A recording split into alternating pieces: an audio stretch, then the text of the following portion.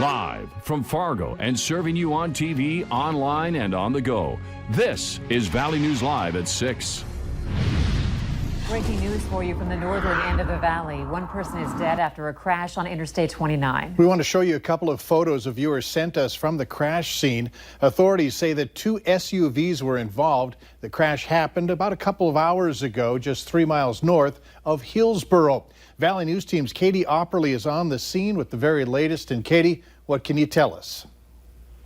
Mike, Andrea, I'm off of Interstate 29, just north of Hillsboro, near mile marker 107. When I arrived, I did see 2 severely damaged SUVs in the southbound lanes of Interstate 29. Officials confirmed with me that the crash happened when one of the SUVs rear-ended the other vehicle. One man did pass away on scene. They do not know the cause of the crash at this time, but I did see 2 wrecker trucks arrive, and they were able to take the 2 SUVs away from the scene, and the scene was cleared at around roughly 3:35 p.m. I'm told the identity of the male will be released after family is notified, and that's all the information I have right now, so I'm going to send it right back to you guys. Mike and Andrea? All right, Katie Opperly reporting live just north of Hillsboro. Stay tuned to valleynewslive.com for updates. No names have been released yet until family will be notified.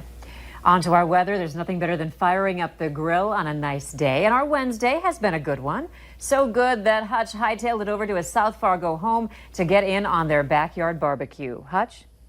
Oh, what a beautiful evening. I hope you get a chance to get outdoors and enjoy. We do have some breezy conditions with gusts over 20 miles per hour from the south, but those south winds really returning the summer heat to the valley. Here is a look at our temperatures across the region. It is 85 in Grand Forks, 81 Roseau, still in the 70s from Badette down to Bemidji and in Lakes Country as well, upper 70s for both Fergus Falls and Detroit Lakes.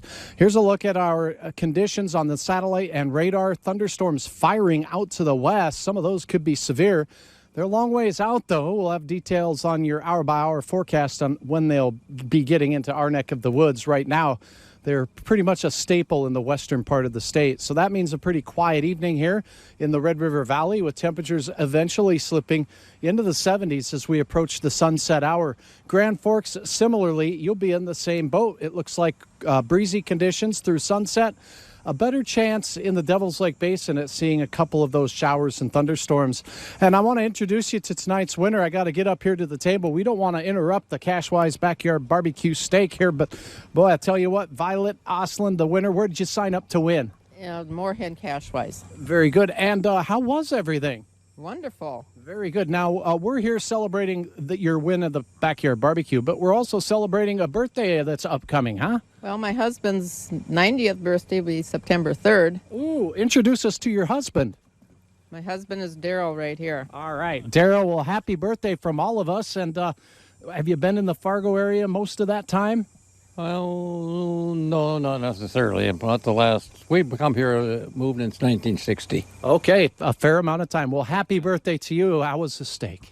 Thank you very much. You bet, you bet. Well, I got to tell you, it's been a fun evening here. If you have plans for the weekend, we got more summer-like weather in store. I'll have details on that here in just a few minutes. But for now, back to Mike and Andrea in the studio. All right, thanks, Hutch.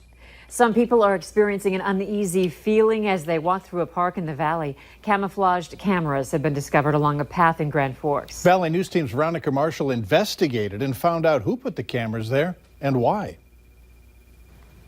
I just love it. I think it's a great feature. In the 17 years I've been here, yeah, I've gotten kind of close to it.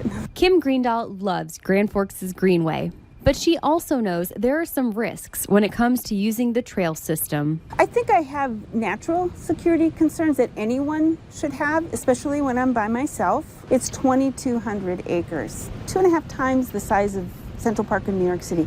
There is no way that we can patrol it 24/7. And for one user, that fear intensified when they found a camouflaged camera hidden in the trees. Someone did report it, an officer came out. But after investigating, I found out these cameras are here to help people, not hurt them.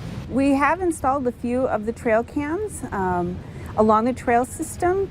There are 3 of them. Sometimes we see damage or activity that's unfavorable. So this just gives us an opportunity to maybe try and get some more details about what's happened. The first camera was put in place about 3 weeks ago, and the other 2 cameras were added on Tuesday. Greendahl says the cameras are motion sensitive and the images are downloaded every 2 hours. Mostly, she's seen pictures of rustling leaves and wildlife, but the cameras have already proved their worth at least once. We did find one person that was doing something they probably shouldn't have been doing. Police say putting cameras up in public places like this isn't illegal. But if you feel uncomfortable because you don't know who's watching or why, let them know. Certainly if they see something like trail cams, if they're not familiar with why it would be there or who put it there, they find it suspicious or alarming, please give us a call, show us where it is, and let us investigate it from there. So while the cameras may take a little getting used to, in the end, the hope is that they'll make the Greenway a safer place for more people to enjoy.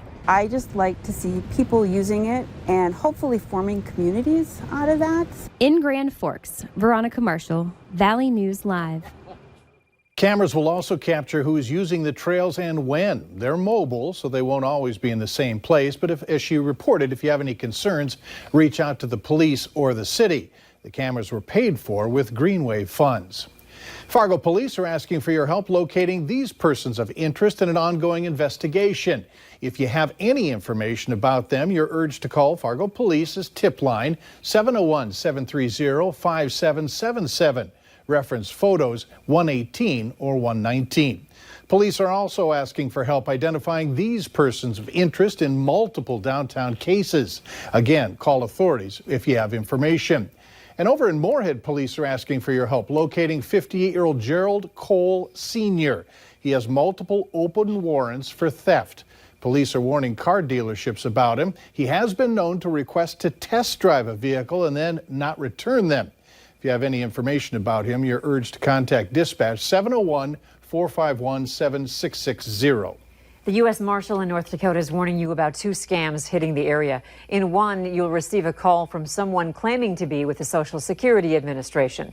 They claim that the U.S. Marshals had notified them, saying your Social Security number has been compromised and used to open several bank accounts. If you get this call, do not give out any personal information. Instead, hang up and call your local FBI office. In another scam, the scammers are spoofing the local U.S. Marshal's phone number. Scammers are attempting to collect a fine by telling victims they can avoid being arrested by purchasing a prepaid debit card, and they're told to read the card number over the phone to satisfy the fine. They sometimes provide information like badge numbers, names of actual law enforcement officers and federal judges, and also courthouse addresses. If you believe you were a victim of a scam like this, you're encouraged to report the incident to your local FBI office and to the FTC.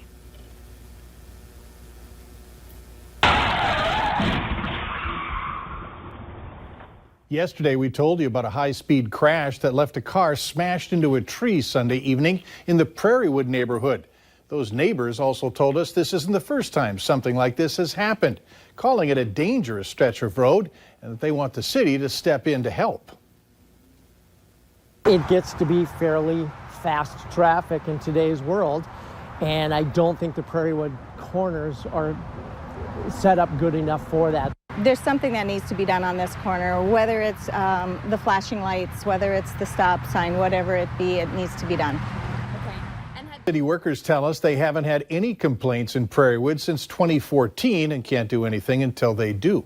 Later on Valley News Live at 6, Minnesota is hours away from going hands-free. What you need to know when you're behind the wheel.